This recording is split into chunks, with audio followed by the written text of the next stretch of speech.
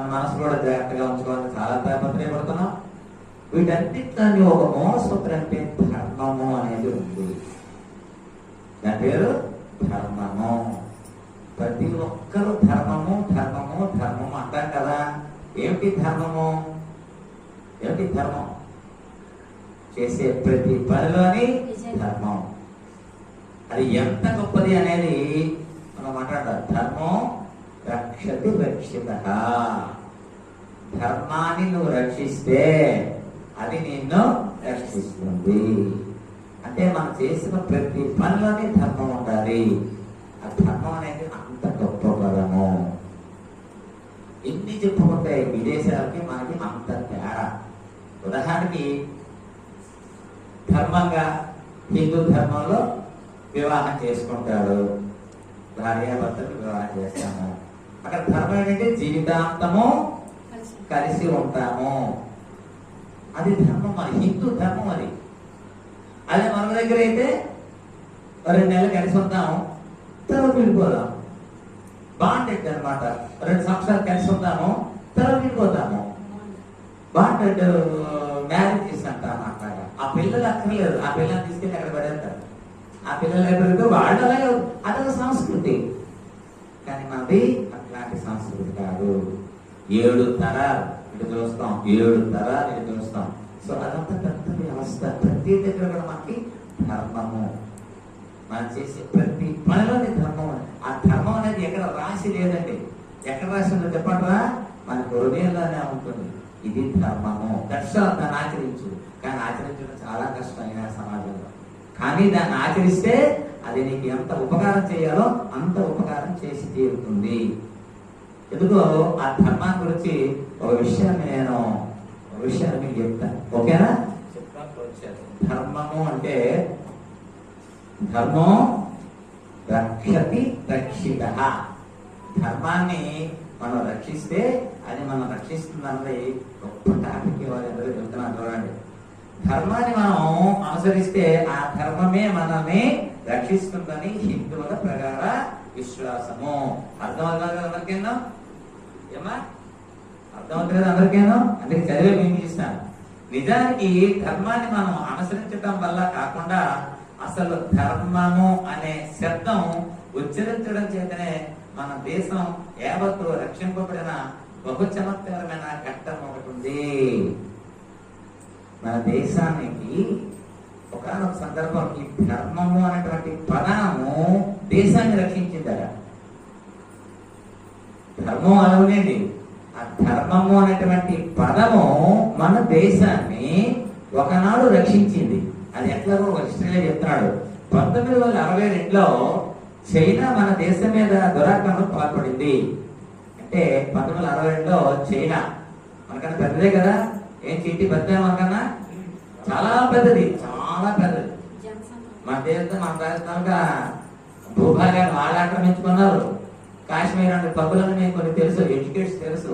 మన రాజ్యం మన దేశం చాలా మొక్కలు తీసుకున్నారు ఎవరు. ఇప్పుడు అవి తీసుకోవడానికి మనం ప్రయత్నం చేస్తున్నాం. ఆ చైనా మన మీదకి యుద్ధానికి రావటం జరిగింది. ఒక దేశంలో భారత సైన్యం కొంచెం బలహీనపడింది. యుద్ధం జరుగుతున్నా మన యుద్ధం వచ్చింది కదా. ఎంతమంది తెలుసు మన యుద్ధం వచ్చిన సంగతి? పాకిస్తాన్కి మనకి యుద్ధం సిద్ధం అయిపోయాం కదా. యుద్ధం అయిపోతున్నది అనుకున్నాం.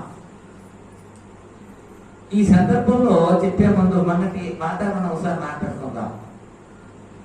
జరుగుతున్న సందర్భంలో అమెరికా వాడు ట్రంప్ ఏం చెప్పాడు అంటే, యుద్ధం జరగకుండా నేనేమో ఆపుతాను, పాకిస్తాన్తో మాట్లాడతాను అన్నాడు. అంటే మన వాళ్ళు ఏమన్నారు తెలిసిందా? మాకు మధ్యవర్తులు ఎవరు అవసరం లేదు, ఎక్కచ్చిగా చెప్పారు. చూడండి, ఏదో దెబ్బలాడుకుంటున్నప్పుడు కనుక వాడు సాయం చేస్తుంటే రాలంటే ఎవరైనా, అందులోకి అమెరికాలో సాయం వస్తుంటే వద్దంటామా? కానీ ఎంత గొప్పతనమో చూడండి. నాకు ఎవరి మధ్యత్వం అవసరం లేదు అని చెప్పారు. ఎంత గొప్ప విషయం చెప్పండి. ఆ విషయం తర్వాత అయితే ఒక వారం రోజుల క్రితం పాకిస్తాన్ వాళ్ళు ఒప్పుకున్నారు కదా. ఏం చిటి ఒప్పుకున్నారు. మాకెవడో కూడా మధ్యవర్తం చెయ్యలేదు. అమెరికా లేదు, చైనా లేదు, మాకెవడో అవకాశం లేదు, మేమే యుద్ధం వద్దని ఆపుకున్నాము అన్నారు. కానీ అందరూ అన్నారు మేము సాయం చేస్తాం, మేము మంచిది అది ఎవరు మాకు అక్కర్లేదు మనం అన్నాము. వాళ్ళు అట్లాగే ఆగారు. అది ఈ విషయం ఎందుకు మీకు గుర్తు చేశాను అంటే, ఎందుకు చేశారు ఏమిటో అలాగన్నా ఇట్లాంటి సంఘటన జరుగుతున్న దానికి 1960లో జరిగిన ఒక సంఘటన మనకి ఇక్కడ చెప్తున్నది. కాబట్టి అప్పటికి మన దేశం సైన్యం కొంచెం బలహీనపడ్డాలి. ఎందుకు? చైనాతో యుద్ధం కదా. అప్పుడు అమెరికా అధ్యక్షుడు కెనడీ అనేవాడు 1965కి ఉండేవాడు అన్నమాట. అప్పటి మన రాష్ట్రపతి సర్వేపల్లి రాధాకృష్ణ గారికి ఫోన్ చేసి, అమెరికా అధ్యక్షుడు మన సర్వేపల్లి రాధాకృష్ణ గారు ఫోన్ చేసి ఏమన్నాడో చూడండి. Do you need my help mister president? నేనైనా మీకు హెల్ప్ చేయాలని ఇప్పుడు అమెరికా వాడు ఎలా అడిగాడు, ఆ రోజుల్లో కూడా కెనడీ అన్నవాడు మన రాష్ట్రపతి అయినటువంటి సర్వేపల్లి రాధాకృష్ణ గారికి అడిగట. వెంటనే స్వాభిమానం మూర్తి భవించిన మన రాధాకృష్ణ పండితుడు ఆ రోజు ప్రెసిడెంట్ గా ఉన్నటువంటి రాధాకృష్ణ గారు అన్నారు, no we do not need anybody help. మాకు ఎవరి సహాయమో అక్కర్లేదు. ఎంత గొప్ప విషయాలు చూడండి. we have the weapon dharma. మేము ధర్మ అనేటువంటి ఆయుధాన్ని కలిగి ఉన్నాము. అంతేనా? మాకు ఒక ఆయుధం ఉంది. ఏమిటది? ధర్మ. we believe in ధర్మ. దాని మీద మాకు పూర్తి విశ్వాసం ఉంది. we follow ధర్మ. మేము దాన్నే ఆచరిస్తాము. we will be saved by ధర్మ. మేము ఆ ధర్మం చేతే రక్షింపబడతాము. It is enough. అది వాళ్ళు చాలన్నమాట. అంతేనా? ఇంగ్లీష్ లో ట్రాన్స్లేషన్ సిటీ. ఎందుకంటే మేము 10th క్లాస్ చదువుకున్నప్పుడు నాకు ఇంగ్లీష్ డౌట్. ఆయన ఇంగ్లీష్ మాట్లాడు. నేను ఆ దగ్గరికి వెళ్ళి రుక్కు పెట్టేవాడిని. రుక్కు పెట్టి అలా రాసేవాడిని. బటాబట్టి మార్కులతో పాస్ అయ్యాను ఇంగ్లీష్. బటాబట్టి మార్కులు లేదు అంటే మాకు చాలు అన్నట అని పౌరుషంగా జవాబిచ్చి ఫోన్ పెట్టేశారు. కెనడీ మిగిలిన మాటలన్నీ అర్థమయ్యాయి, కానీ ఈ ధర్మ అనేది అర్థమేమిటో అర్థం కాలేదు. ఇంగ్లీష్ అంతటి అర్థమైంది, కానీ ధర్మ అనేది ఏమిటి అనేది వాళ్ళకి తెలియదు. సెకండ్ థింగ్ ఏమన్నాడు? వెపన్ అన్నాడు. వెపన్ అంటే ఆయుధం. ఆయుధం కదా వెపన్ అంటే. మాకు ఒక ఆయుధం ఉంది. ఏమిటి ఆయుధం అంటే ధర్మము అన్నాడు. అన్ని అర్థమైంది, కానీ ఆ ధర్మాన్ని మనకి ధామ్ ధామ్ అని వినిపించింది. ఎవరికి? అమెరికా కెనడా వినపడింది. వినపడితే అదేదో బాంబు అనుకున్నాడు. ధామ్ ధామ్ అంటాడు, యుద్ధ సమయంలో అంటున్నాడు, అదేదో వెపన్ అంటాడు. ఇదేదో అర్థం కావలేదు. సాయం చేస్తే వద్దు అంటున్నాడు. ఏం సంగతి అర్థం కాలేదట. అక్కడికి అనుమానం తీరక బ్రిటన్ ప్రధాని చర్చిల్కి ఫోన్ చేశాడు. బ్రిటన్ ఫోన్ చేసి చర్చిల్, అప్పుడు ఎవరు చర్చిల్ అన్నటువంటి వాడు అక్కడ ఇది ధర్మ అంటే ఏమిటి అని అడిగాడు. ఎవరిని? బ్రిటన్ వాడిని అడిగితే ఆయన I too don't know that, but they have that. Every Indian speaks strongly about dharma. హిందువులందరూ కూడా, భారతీయులందరూ కూడా ధర్మ ధర్మ అనేటువంటి బాధాన్ని మాట్లాడతారు. అదేంటో నాకు తెలియదు.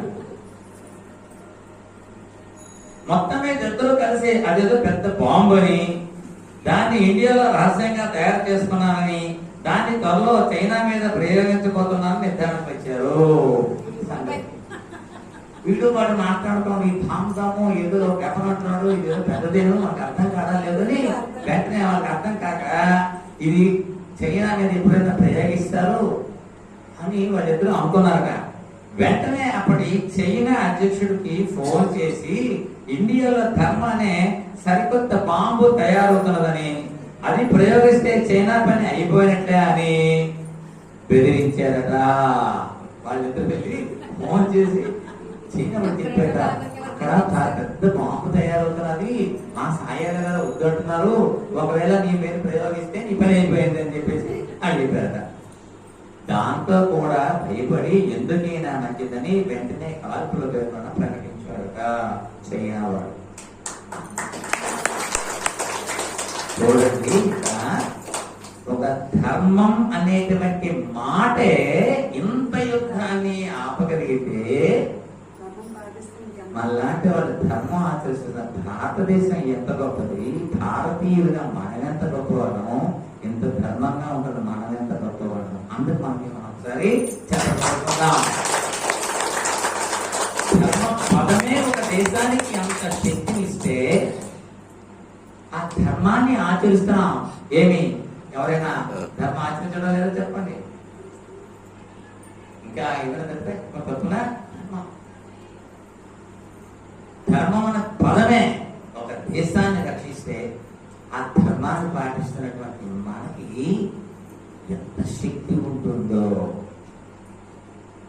అది గొప్ప విషయం. అది టాపిక్ మనం చెప్పి ధర్మైచ కామేశ మోక్షేశ అని చెప్తున్నాం. ముందు ధర్మాన్ని ఆచరించండి. ధర్మైచ ధర్మం, ధర్మార్థ కామ మోక్ష చతుర్పురుషాలు. ఎందుకంటే ధర్మం నువ్వు రక్షిస్తే అర్థం నీకు వస్తుంది. అర్థం అంటే సంపదలు వస్తాయి.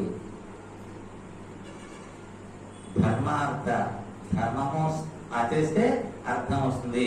అర్థం వచ్చింది ఇప్పుడు కామేచ నీ కోరికలు ఏమున్నాయో తెలిపారు. నీ కోరికలు ఎప్పుడు తెలియదు మోక్షేసే అప్పుడు నీకు మోక్షం వస్తుంది. ఈ 4 స్థాయిలో మనం వెళ్ళాలి. భగవంతుడు మనకి ఇచ్చింది ఏదైతే ఇచ్చాడో దీనితో నువ్వు ధర్మంగా ప్రవర్తించు. నీకు ఏది ఉంటే దాంతో ప్రవర్తించు. అడ్డదారిలో ప్రవర్తించుకో, అడ్డదారిలో సంపాదించుకో. అడ్డదారిన వాళ్ళని చూసి ఎర్రని వాతలు పెట్టుకో. ఒక సత్యం తెలుసుకో, వాతలే ఒరిజినలే.